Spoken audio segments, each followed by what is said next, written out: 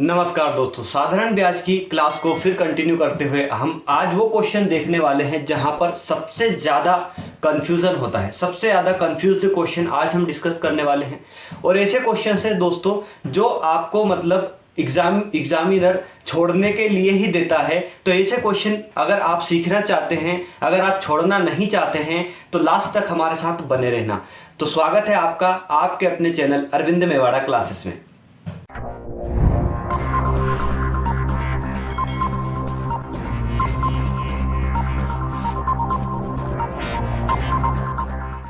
चलिए फ्रेंड्स, यहाँ से मैं कुछ दो चार लॉजिक और समझाने वाला हूँ। तो फर्स्ट नंबर का क्वेश्चन आ चुका है, इससे रिलेटेड में सारे के सारे जो जितने भी कॉन्सेप्ट हैं सबके सब क्लियर करवा दूंगा। वैसे तो मैंने बेसिक कॉन्सेप्ट की फर्स्ट क्लास ली थी, उसमें सारे के सारे कॉन्सेप्ट क्लियर करवा दिए थे।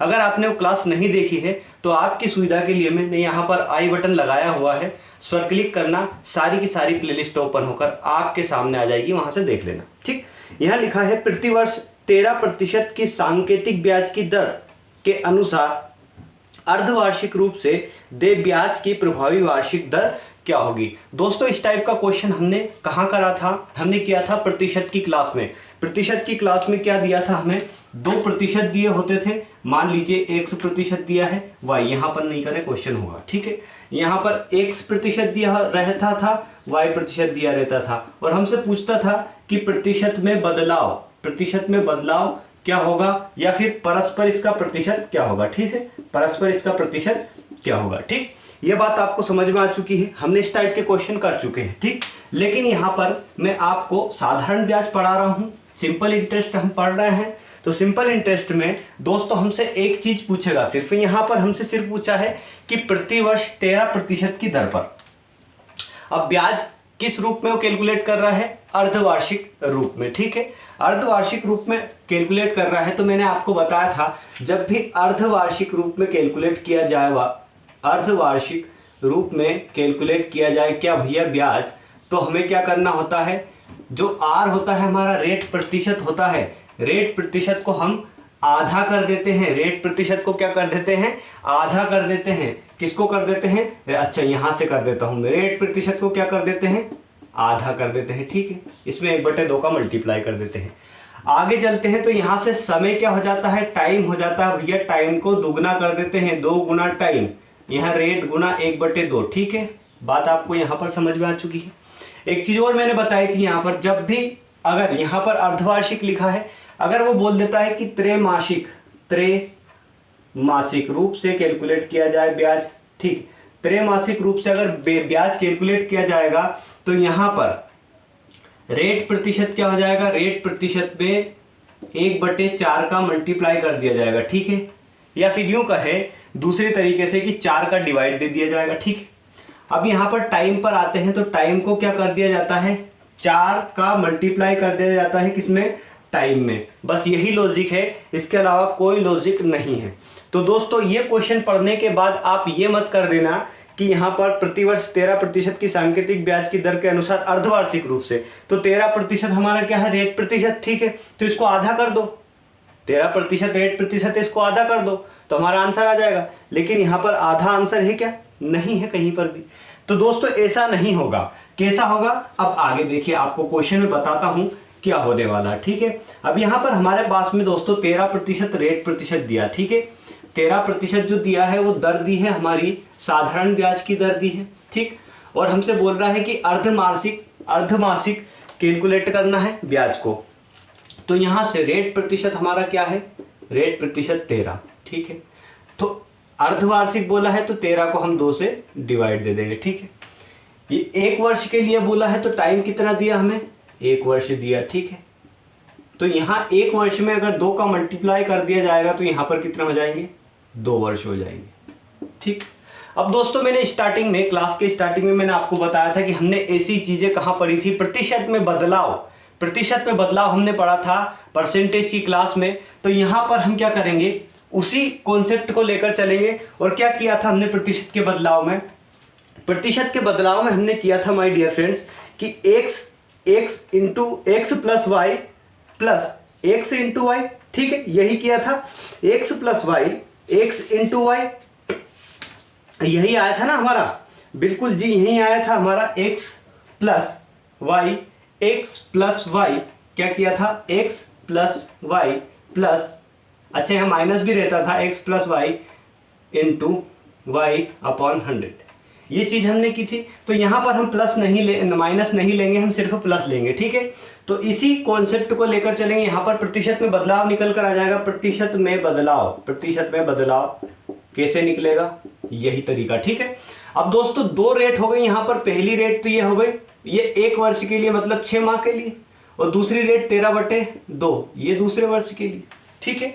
तो पहली और दूसरी मतलब ये x की वैल्यू हो जाएगी यहाँ पर, और ये किसकी वैल्यू हो जाएगी, y की वैल्यू हो जाएगी।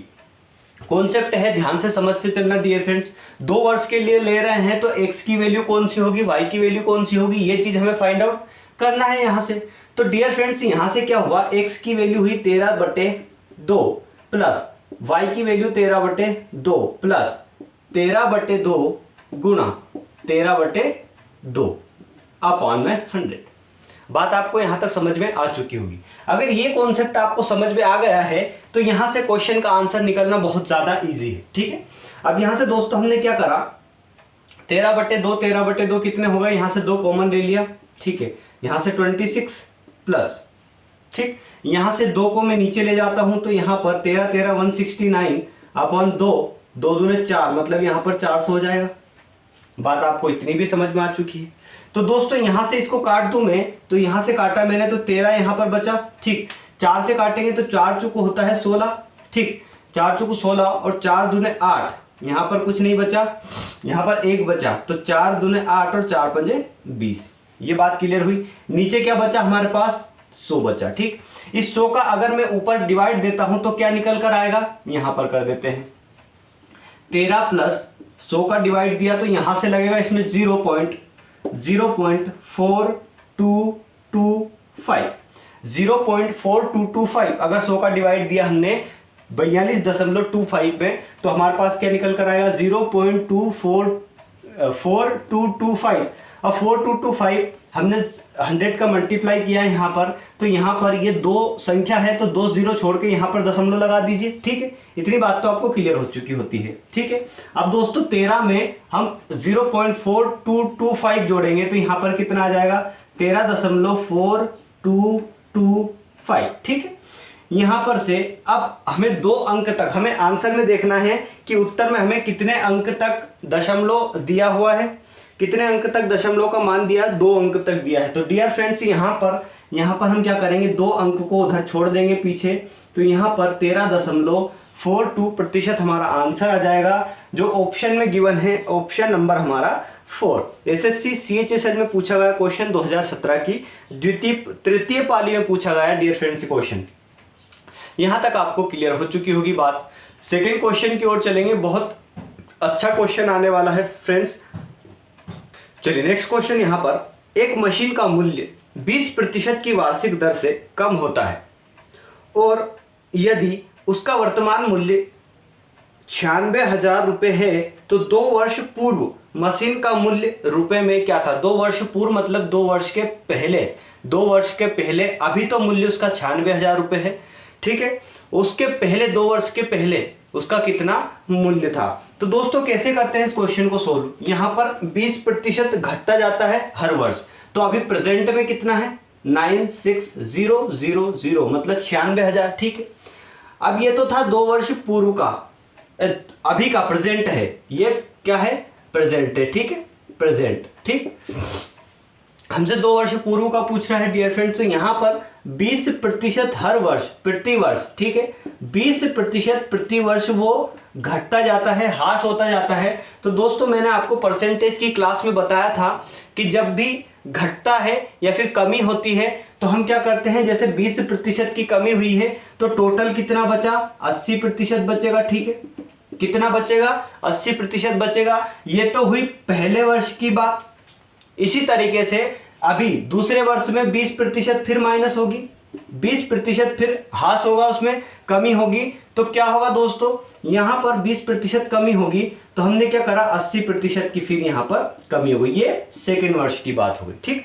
इतनी बात यहाँ तक आपको क्लियर हुई। तो अब इसको कैसे सोल्व करेंगे, इसको सोल्व ऐसे करेंगे डियर फ्रेंड्स कि 96,000 है, 96,000 है, इसमें मैं 100 का मल्टीप्लाई करूंगा क्योंकि हमें टोटल चाहिए। ठीक है, टोटल हमें चाहिए, तो टोटल कितनी थी पहले 2 वर्ष के पहले, अब घटकर कितनी हो गई, घटकर हो गई 96,000। ठीक है, तो 100% थी टोटल 2 वर्ष के पहले, 2 वर्ष के पहले मतलब क्या, इस प्रेजेंट से 2 वर्ष के पहले कितनी थी वो हमें नहीं पता, लेकिन जितनी थी उतनी 100% थी। तो पहले वर्ष 100%, दूसरे वर्ष 100%, कमी कितने की हुई, 80% की। तो 80% गुणा 80% इसमें मल्टीप्लाई कर देंगे। ये बात आपको समझ में आ गई। दोस्तों यहां पर मैंने आपको परसेंटेज की क्लास में बताया था इस तरीका करने का सॉल्यूशन। ठीक है, सॉल्यूशन करने का तरीका मैंने आपको पिछली क्लास में बताया था। ये 2 0 से 2 0 यहां पर कैंसिल कर दिया, फिर 8 से काट दे इसको, तो 8 एकम 8, 8 दूनी 16, 0 0 0, फिर 4 से काटिए, 4 दूने 8 और ये 25 बार चला जाएगा। ठीक है, 2 से काटे तो 6 बार चला जाएगा। अब क्या हुआ दोस्तों, यहां से कितना बचा, 6,000 गुणा यहां पर कितना बचा, 25। ठीक, 6,000 गुणा 25 बचा, 25 का मल्टीप्लाई 6 में करेंगे तो 150 आएगा। बाकी की 3 0 यहां पर लिख देंगे, तो इकाई, दहाई, सैकड़ा, हजार, 10,000, लाख, मतलब 1,50,000 वो जनसंख्या थी कब, 2 साल पहले। 1,50,000 क्या थी, ओ सॉरी जनसंख्या नहीं, यहां पर कुछ और पूछा है, मशीन का मूल्य था भैया, मशीन का मूल्य। ठीक है, मशीन का मूल्य कितना था, 1,50,000, वो 2 वर्ष में 20% घटकर 96,000 तक पहुंच गई थी। बात आपको समझ में आ चुकी है डियर फ्रेंड्स। तो ये कंफ्यूजिंग क्वेश्चंस हैं सारे के सारे। अब नेक्स्ट क्वेश्चन इससे भी ज्यादा मोस्ट इंपोर्टेंट और मोस्ट कंफ्यूजिंग क्वेश्चंस है दोस्तों, चलिए देखते हैं उसको भी। चलिए नेक्स्ट क्वेश्चन की ओर चलते हैं। यहां पर लिखा है, रमेश ने 15,600 रुपए साधारण ब्याज की 10% वार्षिक दर वाले एक सावधि खाते में जमा कराए। तो सावधि खाता मतलब बचत खाता जो भी होगा उसका। ठीक है, अब दोस्तों यहां पर लिखा है, ब्याज से हुई आय को वह प्रति दूसरे वर्ष मूलधन में मिला देता है। ब्याज से हुई आय को वो प्रति दूसरे वर्ष बोला है उसने, प्रति दूसरे वर्ष वो मूलधन में मिला देता है। ठीक है, यहां पर एक छोटा सा कॉन्सेप्ट है वो आपको मैं बीच में समझा दूंगा। उसका चौथे वर्ष के अंत में मिलने वाला ब्याज क्या होगा। हमसे क्या पूछा है कि उसका चौथे वर्ष में मिलने वाला ब्याज क्या होगा। तो डियर फ्रेंड्स, हमें क्वेश्चन की राशि कितनी दी है, क्वेश्चन का सॉल्यूशन करेंगे बहुत आसान तरीके से और बहुत सिंपल तरीके से मैं आपको क्वेश्चन का सॉल्यूशन करना बताऊंगा। पी कितना दिया है, मूलधन दिया है 15,600। ठीक है, 15,600 मूलधन दिया है और 10% दर दी है। आर कितनी दी है, 10%। ठीक है, और समय यहां पर 2 वर्ष का दिया है, अभी 2 वर्ष का दिया है। कब, जब हम मूलधन को ब्याज में मिला देंगे। ठीक है, मूलधन प्लस ब्याज कब होगा, ये 2 वर्ष के ब्याज, 2 वर्ष के बाद सॉरी। ठीक है, अब दोस्तों मूलधन प्लस ब्याज क्या होता है, मूलधन प्लस ब्याज होता है अमाउंट। क्या होता है, अमाउंट। ठीक है, मूलधन प्लस ब्याज होता है अमाउंट। तो दोस्तों यहां पर वही चीज उसने बोली है, इस अमाउंट को फिर हम प्रिंसिपल लेकर चलेंगे, अमाउंट को प्रिंसिपल मानेंगे, नहीं तो आप बीच में कंफ्यूज हो जाओ। ठीक है, कंफ्यूज नहीं होना है तो स्टार्ट करते हैं करना। सबसे फर्स्ट कंडीशन को लेकर चलेंगे।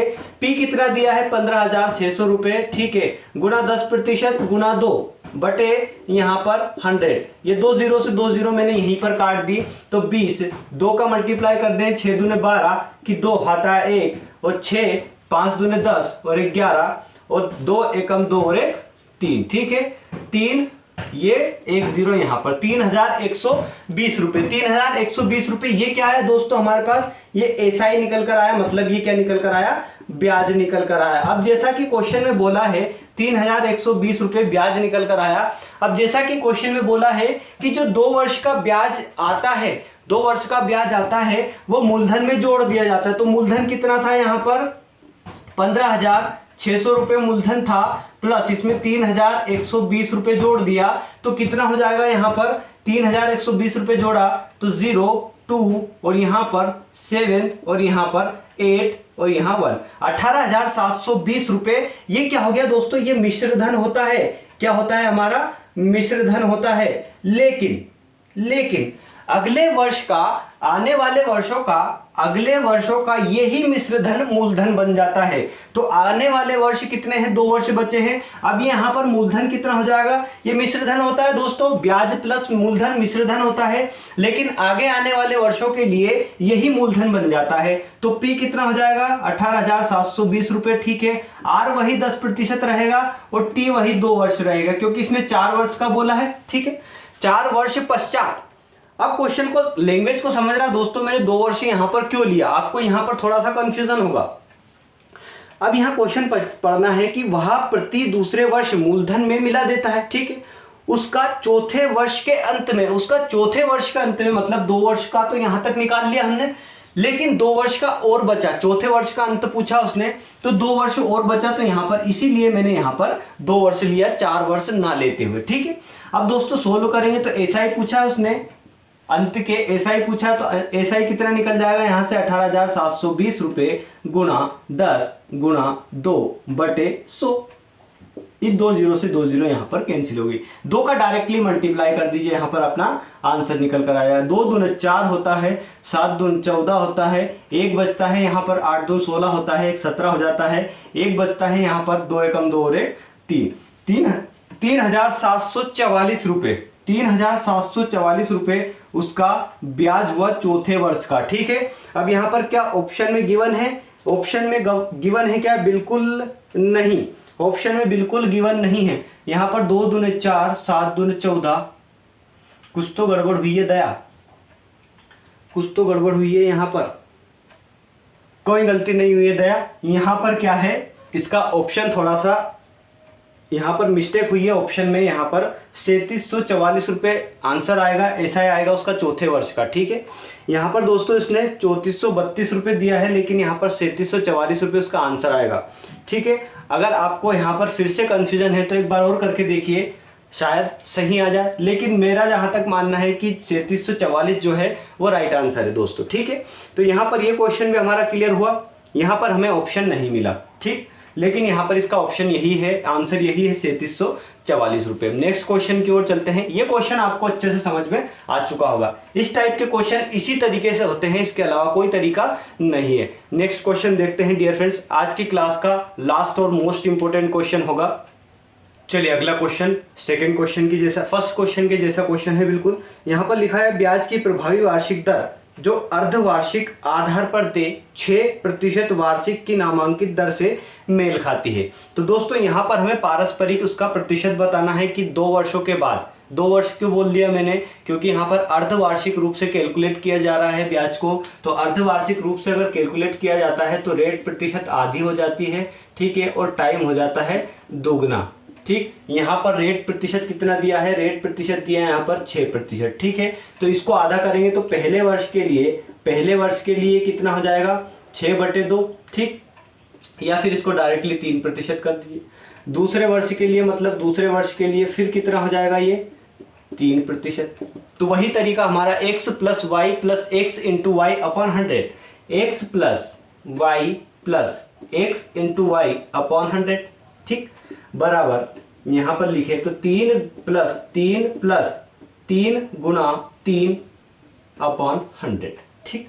यहाँ से क्वेश्चन का आंसर निकलेगा तो 3 + 3 कितने होते हैं, 6, प्लस यहाँ पर 3 × 9 होता है, 9 में 100 का डिवाइड देंगे तो यहाँ पर डायरेक्टली निकल कर आ जाएगा डियर फ्रेंड्स हमारा 0.09, मतलब दो अंक के बाद यहाँ पर 0 लगाना है, तो 2 अंक यहाँ पर हो गए, उसके बाद में हमने 0 लगा दिया, यहाँ से खेल खत्म हुआ। तो दोस्तों रेट प्रतिशत, जो पारस्परिक रेट प्रतिशत है वो कितना हुआ, यहाँ से 6.09%, जो क्या हमारे ऑप्शन में गिवन है। यहाँ पर देखिए, यहाँ चौथे नंबर का ऑप्शन है जो कि हमारा सही आंसर है दोस्तों। यहाँ पर रेट प्रतिशत पारस्परिक कितनी हो जाएगी 2 वर्षों के लिए, 6.09। 2 वर्ष क्यों किया मैंने, क्योंकि अर्धवार्षिक रूप से ये जो ब्याज है वो कैलकुलेट किया जा रहा था, अर्धवार्षिक रूप से ब्याज को कैलकुलेट किया जा रहा था, इसलिए रेट को हमने आधा किया और समय को हमने क्या किया, दुगना किया। तो यहाँ तक आपको क्लियर हो चुकी होगी बात। तो लास्ट तक वीडियो देखने के लिए दोस्तों आपका बहुत बहुत धन्यवाद। और आज जो क्लास थी हमारी, आज हमने सिंपल इंटरेस्ट का पूरा कॉन्सेप्ट, जितने भी टाइप के क्वेश्चन बनते थे वो सारे के सारे कॉन्सेप्ट आज तक की क्लास में हमने कंप्लीट कर लिए। अब आपको सिंपल इंटरेस्ट की जो टॉपिक है उस पर बिल्कुल भी दिक्कत नहीं आएगी, प्रॉब्लम नहीं आएगी। तो दोस्तों इसी टाइप से हम दूसरा कोई सा अच्छा इंटरेस्टिंग टॉपिक लेकर आएंगे। तो अगर आप मेरे चैनल पर नए हैं तो चैनल को सब्सक्राइब करना, बेल आइकन को प्रेस करके ऑल पर क्लिक करना, जिससे मैं जितने वीडियो अपलोड करूंगा आगे आने वाले, उनका नोटिफिकेशन सबसे पहले आपके पास पहुंचेगा। तो लास्ट तक वीडियो देखने के लिए आपका बहुत बहुत धन्यवाद। जय हिंद, जय भारत।